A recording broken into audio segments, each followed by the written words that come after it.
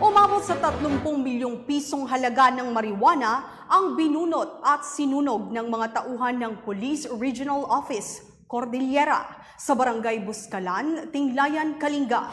Nakibalita dyan si Patrolwoman Febelin Kojam. Tinatayang 30 milyong halaga ng marijuana ang binunot at sinunog ng kapulisan ng Cordillera sa kanilang isinagawang marijuana eradication sa Mount Chumanchil, Barangay Buscalan, Tinglayan, Kalinga nito lamang ikapitong araw ng Mayo taong kasalukuyan. Matagumpay ang operasyon na pinangunahan ni Pro Cordillera Top Cop Police Brigadier General David K. Peredo Jr.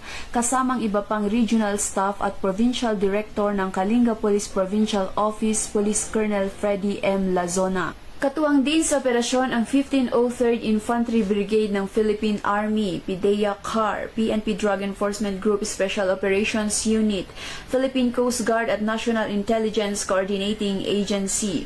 Nadiskubre ng mga naturang grupo ang 150,000 piraso ng fully grown marijuana plants na may standard drug price na 30 milyon na nakatanim sa isang plantasyon na may kabuang sukat na 5,000 metro kwadrado.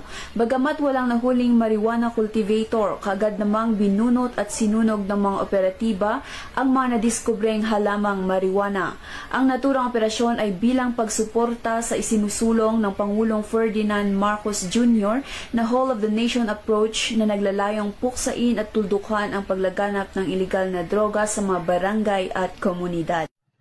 Mula dito sa La Trinidad, Benguet, ako ang iyong PNN correspondent, Patrolwoman Febelin Kojam, alagad ng batas, tagataguyod ng balitang pulis. Maraming salamat, Patrolwoman Kojam.